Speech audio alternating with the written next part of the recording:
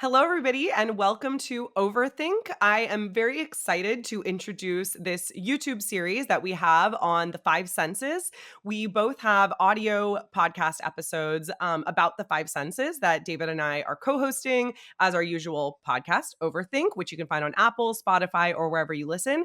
And in addition to that, we are supplementing the audio podcast episodes with video interviews here on our YouTube channel with a variety of wonderful experts, both philosophers and people in other disciplines, on the various five senses. I am your co host, Dr. Ellie Anderson. And David, over to you. Hi, everyone. I'm David Peña-Guzmán, one of the other co-host of Overthink. And we are very excited to have with us today Carolyn Korsmeyer, who is a professor of philosophy at the University of Buffalo in New York. She specializes on aesthetics, feminism, and emotion theory. And she is the author of several books, including Savoring Disgust, The Foul and the Fair in Aesthetic, an amazing book about the experience of disgust, making sense of taste, food, and philosophy. And more recently, she just published a book with Oxford University Press a couple of years ago entitled Things in Touch with the Past. And she's here with us today to discuss how it is that we get in touch with things from the past.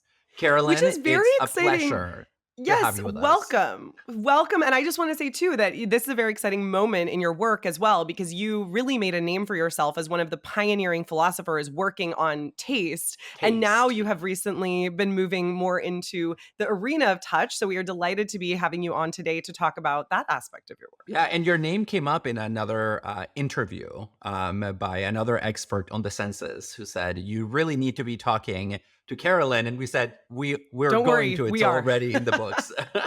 So that interview will be released later as well. All Thank right, you. It's David, you want lovely to to? be here. So Well, excited.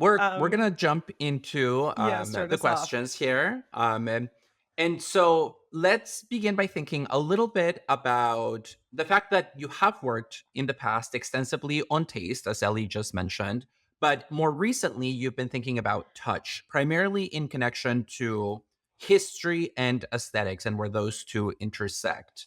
For example, you ask the question, what does it mean to touch an object of historical significance or a great work of art? So when I go to the museum and I look at a painting, or when I go to an archive and I find an object of historical value, what does it mean to be in touch with it? And what sense of touch is implied in this case, given that more often than not, when we're dealing with these precious objects, you cannot literally touch them because they will be behind some kind of protection, like glass. And so I want you to talk to us about your understanding of touch as a way of getting the conversation started, which in your case is broad enough to accommodate experiences, historical experiences, aesthetic experiences that are beyond direct physical contact. So talk to us about how you understand this sensory modality. Thank you. And thank you for having me here. I'd like to begin by talking first about the historical way that the senses are categorized, both philosophically and psychologically as well. And I think this probably also conforms to the way people just tend to think about the senses. And by the senses, I mean the five so-called external senses: vision, hearing, touch, taste, and smell. Um, as you might know, there was controversy over whether there are other senses, but the traditional discussion tends to focus on those external five, and those are the ones that I spent most time analyzing. First of all, the five senses are typically categorized in two groups: higher and lower. And you can probably guess where touch and taste fall. They fall in the lower category. Why? The higher senses, vision and hearing, are also called distance senses or distal senses because, pretty obviously, we have to be some distance from an object of perception in order to perceive it. If something is right here, you can't see it. If you know, you just need a bit of space And also those senses, especially hearing, have an enormous scope. You can survey a valley of miles long. And those senses are considered superior to touch, taste, and smell, partly because of that distance, because they appear to be less connected with the physical body. Obviously, they're connected. You can't see without eyes or hear without, you know, ears. But but the distant senses don't tend to arouse sensation, bodily sensation. I'm looking at you now. I don't feel anything in my eyes. But if I were to reach out and touch your sweater, I would feel it roughness beneath my fingers. Okay. So the why does that make some of them higher and others lower? It's the attachment to the physical body that seems to carry with it limitations. It is frequently said, and I quite disagree with this, excuse me, it's frequently said that the lower senses, touch, taste, and smell, actually call attention to your own body rather than to something outside yourself, which I don't think is really true. If you eat a hot pepper, you certainly may feel inflamed in your mouth, but your attention is also directed to the thing that just caused that sensation. But at any rate, um, the attaching this to the history of aesthetics, early modern aesthetics tended to see aesthetic responses to beauty in terms of pleasure. So they asked themselves, well, what is this pleasure? It clearly isn't, goes the thinking, a physical pleasure. Physical pleasures are just bodily satisfactions. They don't have the spiritual or the intellectual resonance that the distant senses can give us.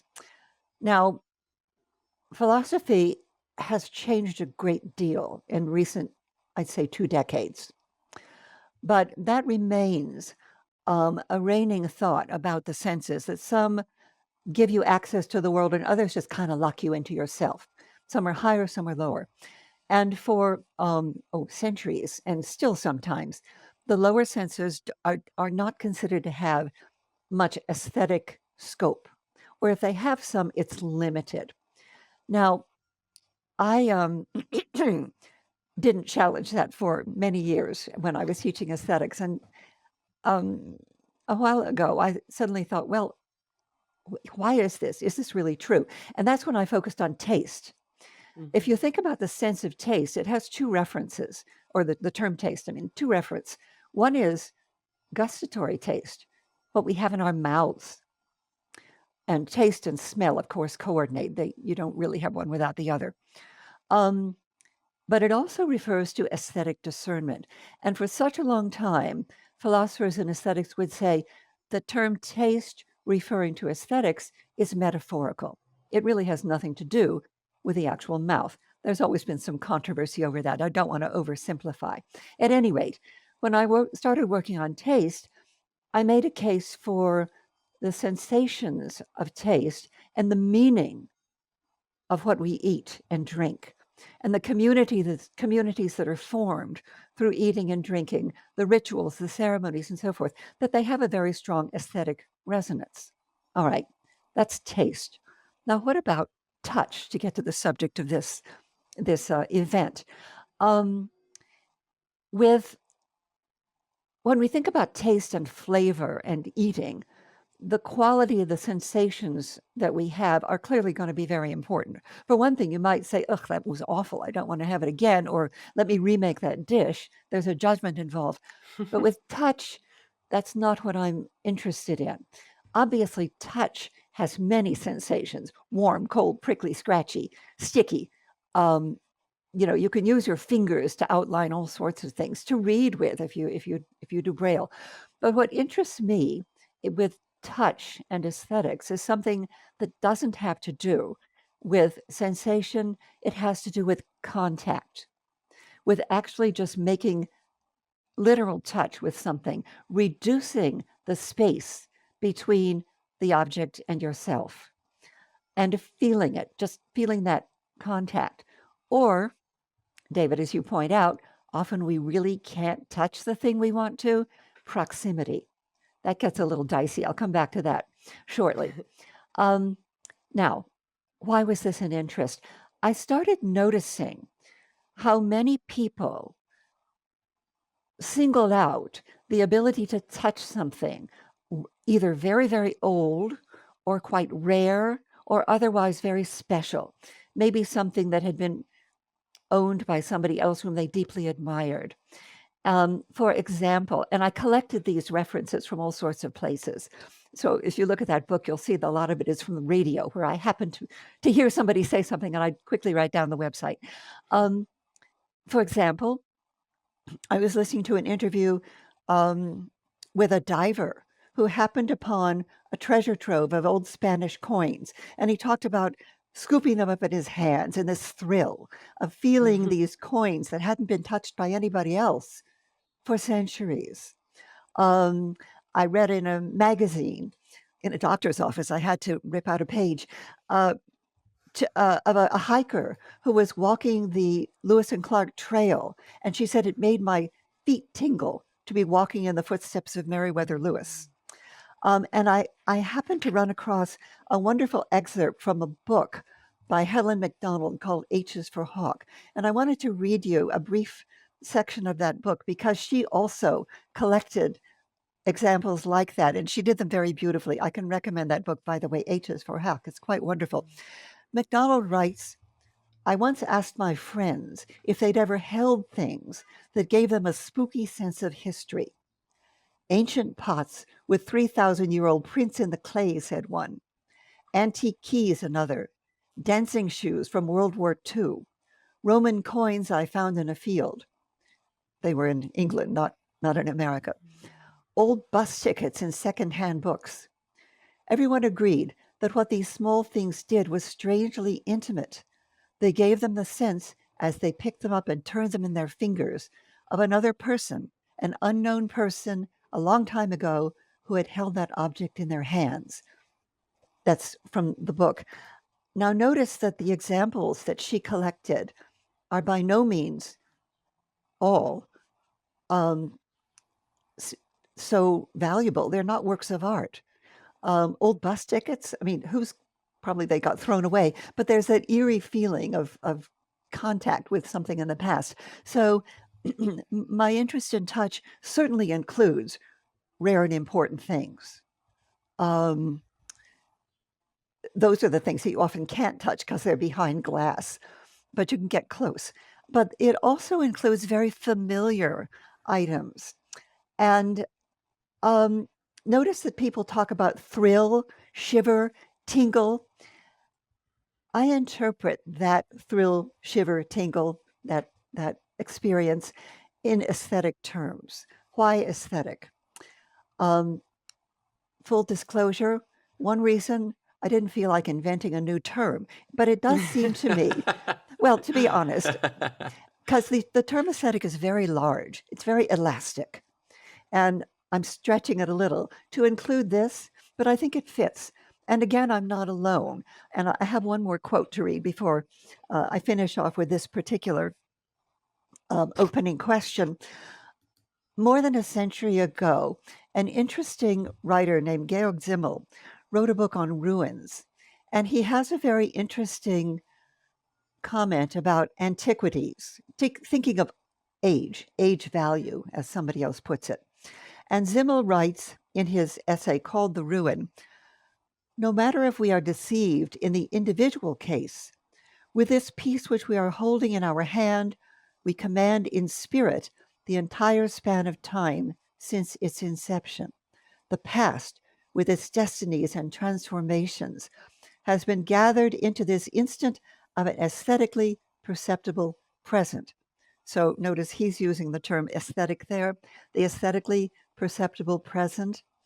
So that's a little bit of support for the idea that it is appropriate to think of this experience, this contact. I think of it as a sense of presence with the past in aesthetic terms. Now, why touch? Quite a number of philosophers, both from the past and in the present, single out touch among the five senses as being the sense that most puts us in awareness of the physical things around us. It situates us physically, and it permits us to reach out and make contact with things around us. I'll quote just one. There are lots, but here's one. It's Bertrand Russell, who remarks, Hmm. "It is touch that gives us our sense of reality. Our Mm. whole conception of what exists outside us is based on the sense of touch." Mm. Um, to mention a philosopher from a completely different tradition, Merleau-Ponty says something similar. Herder says something like that, and a lot of contemporary people as well. So I think that's a kind of support for the idea that there's something about this particular sense that lends itself to contact and presence with the past. Now, as David, you remark in your opening comment, sometimes we can't touch. Sometimes things we want to touch are behind glass, and the best we can do is get close. So that's why I stretch this notion to include proximity. Two anecdotes that I think support that. In 2009, the Library of Congress put Lincoln's Gettysburg Address on display. Nobody could go up and touch it. It was behind protective glass. But there were lines of people for days. People wanted to go visit. Of course, they had to see it. They weren't touching it. They were visiting and looking at the Gettysburg Address.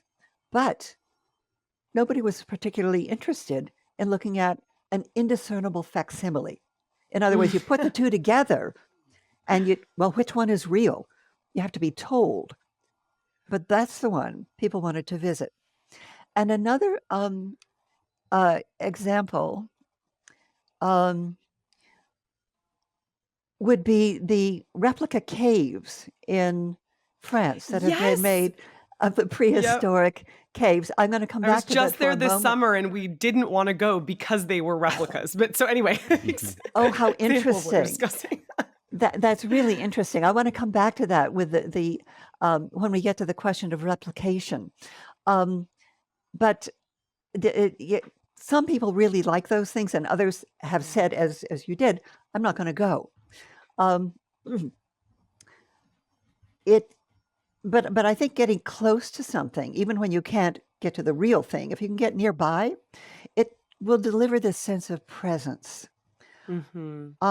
Now, sometimes this is called aura. Was just thinking that we talk about Benjamin and the aura sometimes on our episodes on art. Well, okay, and as you know, then Benjamin thinks aura is kind of bogus, although he's a little ambiguous on the subject. Yeah. I've always thought he's too ambiguous on that term. Oh, well, see, Yeah. I think he really values it, but kind of couldn't justify it. And one of the things that I try to do in the book Things in Touch with the Past is justify it, because I think touch heightens our awareness of position and place, and physical engagement with our surroundings will take us back through time and give us that sense of presence. And aura, it sounds a bit magical. We'll come back to magic in a bit, but I think it's part of experience, and it's part of experience that many people value. I don't want to claim, by the way, that this is completely universal. I don't think everybody experiences it, and it probably is very culture bound, but it's widespread, and I think it's really interesting. Yeah. Well, and this is such a great way of, I think, thinking about this controversial topic in aesthetics, which is whether there is something precious about the original work of art versus the Absolutely. facsimile. And in your work on this, you identify two cultural tendencies that we tend to have about valuable objects, which you call preservationism and simulationism. And so some people want to preserve the originals, this would be preservationism, because they are unique, while others believe that replicas have just as much value. And, as you've indicated, you seem to side with the former group, this preservationist side, on the grounds that original works of art, historical objects, and even some natural objects have special properties that cannot be reproduced in a copy, no matter how perfect it is. And So you've talked a little bit about how that idea relates to the sense of touch, like this idea of proximity. Tell us about these properties that you think can't be reproduced in a copy, and how they are, as you put it, hidden from perception. Okay, yes. Well, first of all, this will take us back to the caves. I'd like to talk about replication rather than simulation, Hmm. simply because I think it's a little more familiar.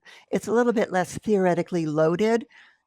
We don't think so much about Baudrillard, for example, but the fact is, I really have nothing against replicas. Replicas are a way of learning about things that otherwise we would never have any idea of. And they've been Totally. used for such a long time. Copied paintings, pictures in books, slide projection back when people knew what a slide projector was, um, anything on the internet, scans and so forth. Museum websites. Think of all the museums that tell us or show us on screen what they have in their collection. We'll never get to all of it. Replicas can be very good. Um, and also, there is reproduction of things that we should not get close to because the object is more important than we are in terms of our experience. And that's where those prehistoric caves come in.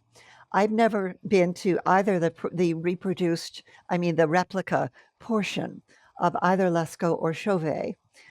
I think I would go if I were close by. I did once go to one of the smaller, less famous caves um, called Nio, which was quite thrilling.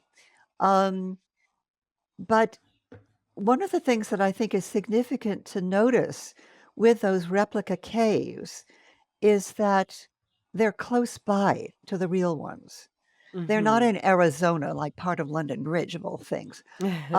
They're there. They're in the Pyrenees or you know, the part of the country where the real caves are. They're much easier of access, and they tell us what they looked like. They don't give us what they are. They tell us what they True. look like, and that gets us to the question of replication. I I believe it's the case that perceptible properties, visually perceptible properties, can be replicated almost exactly, especially with contemporary technology, which is extraordinary in scanning things and getting them just precisely, including 3D printing, which will even give you um, shape and elevation. So lots of things can be replicated to tell you what something looked like. What can't be replicated is age. So if Hmm. it's Hmm. age value, if it's that sense of time, that stretch of history, everything that went before, everybody who was there before. If you go to any of those caves, by the way, the real ones, yeah, the ones you can enter, including the one that I was in, Neo, you'll find somebody signing their name, date 1703. They'd been visited for a long time by contemporary human beings. Um, you're no longer permitted to put a magic marker on the cave, but people used to. So you go into them and you sense everyone that's been before, not to mention the extraordinary people so many centuries ago who made them, who remain so mysterious to us. Um, that can't be replicated, but you Yeah. can get a sense of what they looked like. Um, now that gets to what you just mentioned, Ellie. What can't be replicated and what is presumed but not directly perceived. Call it genuineness. You can Yeah. say original, authentic, genuine. I kind of like just to say real. All of these terms have some ambiguity attached to them. They need to be used pretty carefully and often qualified.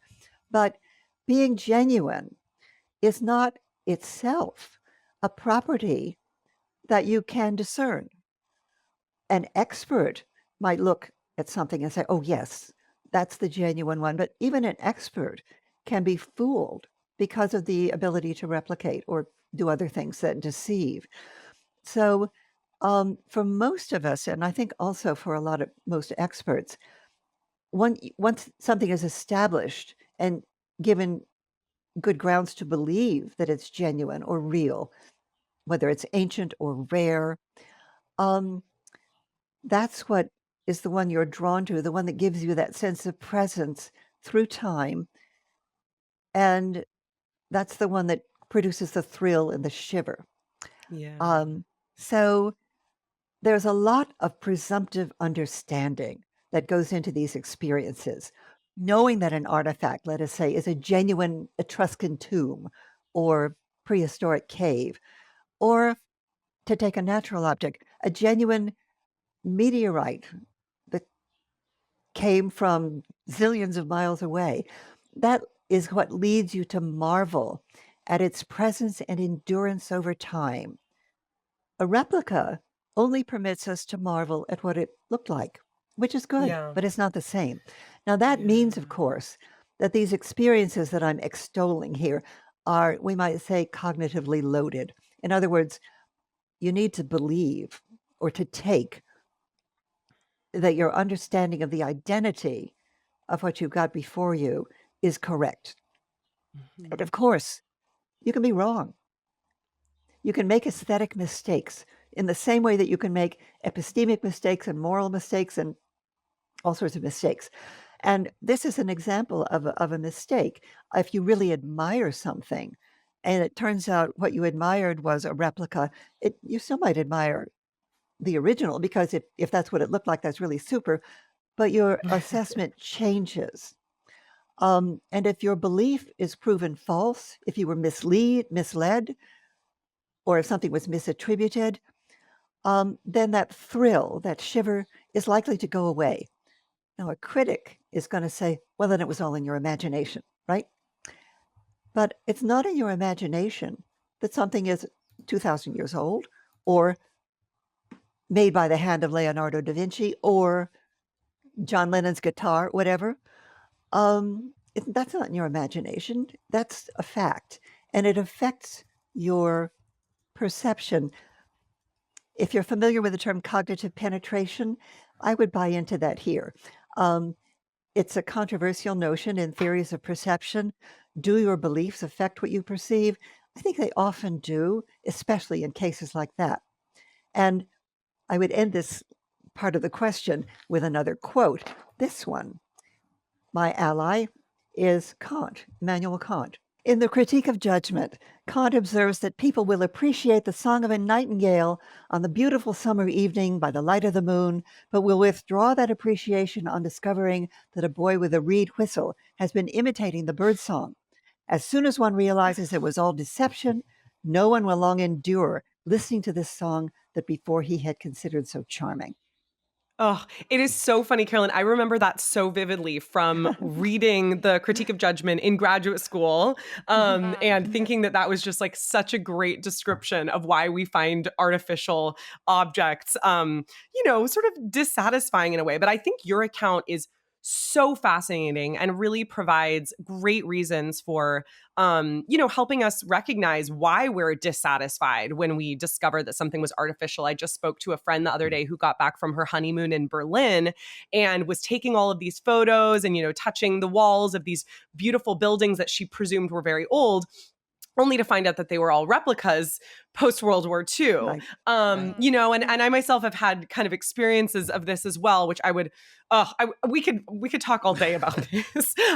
But I do think, just kind of one quick anecdote that also came to mind is going to the Paris catacombs this past summer for the first Mm, time and realizing, obviously, I wasn't like touching the skeletons. You're not supposed to do that, and I did obey that request. But seeing all of these ancient bones, or not ancient, ancien in the French would count, but in English we usually refer refer to much more ancient things with the term ancient.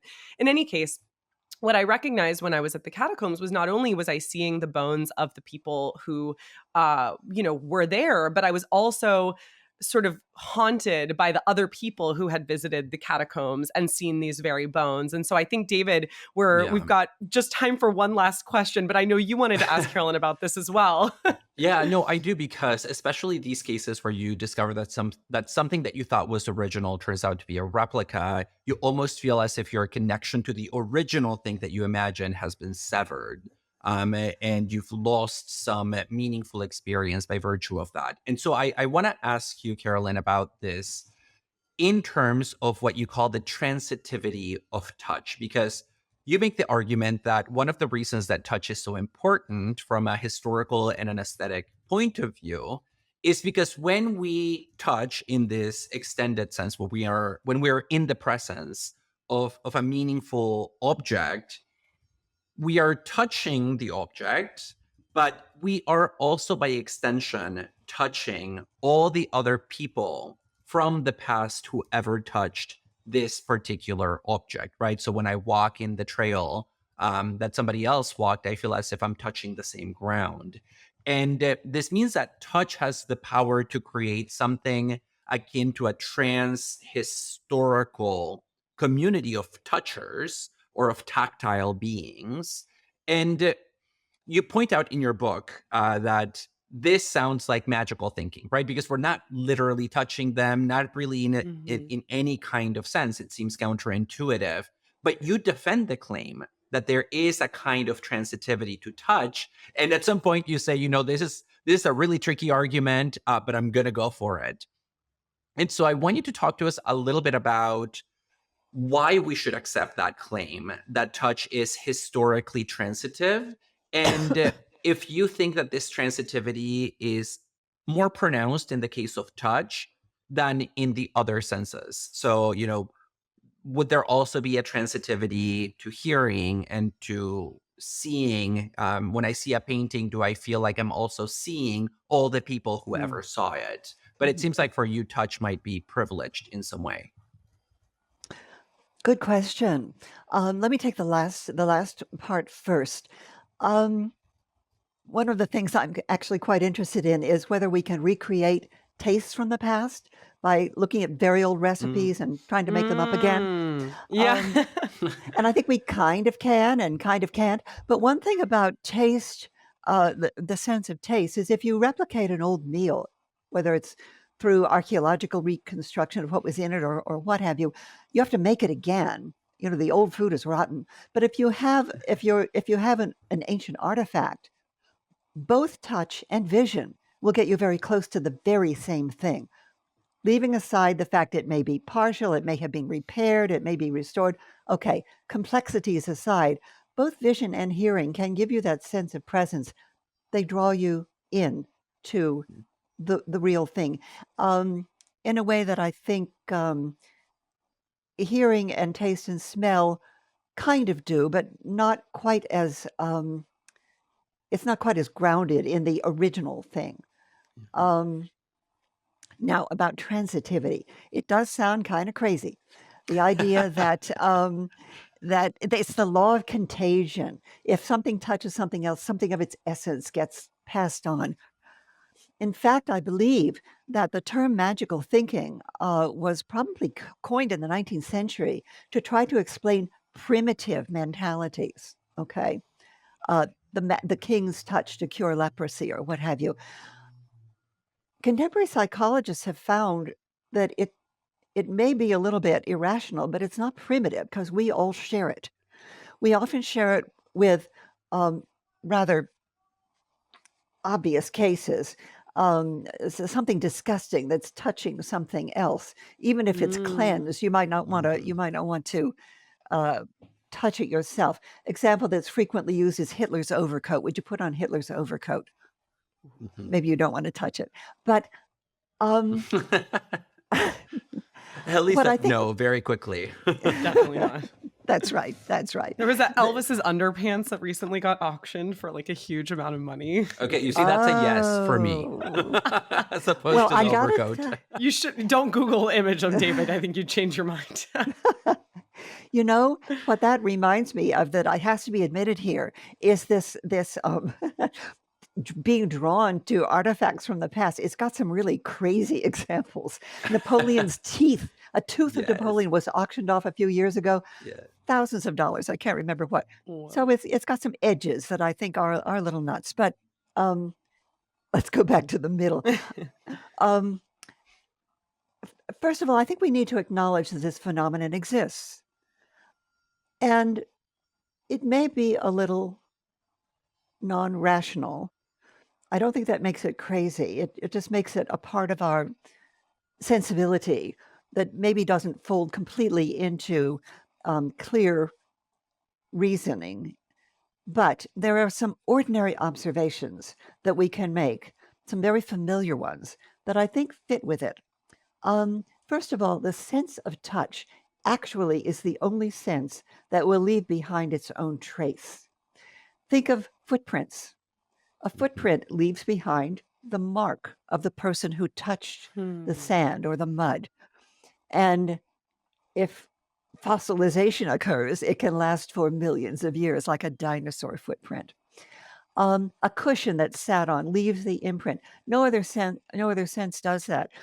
You can have a lingering scent in the air. That just means that something smelly was there. It doesn't mean an act of smelling produced that scent. Yeah, yeah, yeah. Okay, Wow. that's a sort of ordinary observation, but I think it takes some of the craziness off the notion of the transitivity of touch. Um, but the other thing about touching, especially if you think of the touch of something that's very from the past, things, physical objects, endure far longer than we do. Many of them, not all of them, of course. Many of them endure far longer than we do. And they literally embody their past. They don't just represent it or remind us of it. They had it. Um, if you think of them as a living item, they have endured a life that long, and they've changed in the process. Um, and I think this relates to touch with another very familiar example. When a loved one dies or leaves, we often hold or caress something they left behind. There's nothing magical about that. It is sentimental. This is a highly emotional, and I talked about cognitively loaded. It's also emotively loaded, these experiences. And sometimes I think the impulse to touch something that someone left behind is telling here. Sometimes it actually becomes social practice. I actually brought along a little something to show. Can you see Mhm. this? It's a mourning It, brooch. Oh, It's a little kind of. Can you hold it pin a little farther away, actually, Carolyn? I think maybe farther that'll help it come away. into focus. Oh, yeah, that's a little yes, better. I can see Yeah. it. Yes. Okay. It was in my grandmother's jewelry box. It was there years before she had any jewelry, so it's really quite old.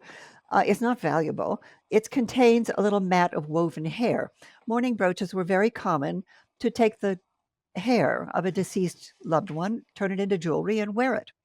Um, I read just the other day of a new practice where people are removing the tattoos of loved ones who have died and framing them to keep a bit of them around. You mean the That's skin?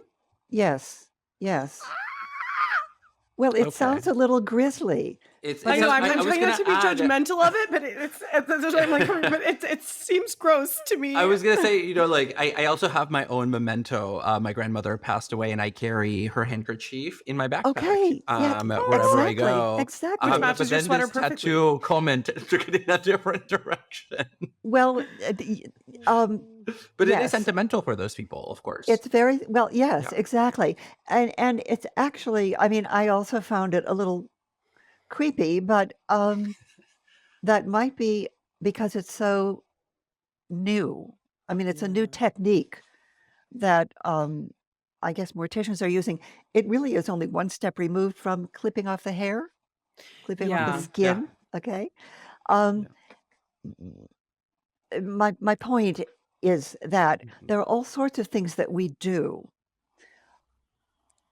Not every time, not in every culture, not every person, but that sort of cling to a physical object that is meaningful. It's especially meaningful when it's a person we knew. Your grandmother's Mhm. handkerchief is a Yeah. wonderful example. a watch that was given you, a necklace. Um, my cousin wears a necklace that her mother had as a child, and she bit it to make sure it was really gold, and it still contains her tooth marks. And How those funny. tooth marks are what makes this valuable to Mhm. now, Wow. those years Yeah. later. So I think these sort of familiar observations, um, some of them more extreme than others, are a way to ground that sense of transitivity of touch and make Yeah. it a little less magical, not completely. It's not insane. It's a little weird often, granted, but it's present among many of us as part of our affective being, if you will, as part of our emotional terrain and things that we value. Mhm. This is beautiful, Yeah. Carolyn. Well, this is a great note for us to end on. We are so grateful for your time today and My highly pleasure. recommend that our viewers check out Carolyn's wonderful books. And, really, I know I have a lot of food for thought coming off of this interview. It's been fascinating. So continue contemplating, overthinking for those of you who've been watching this. And what better way to do so than by checking out Carolyn's work on the topic? Thank you. Thank you so much. Ciao.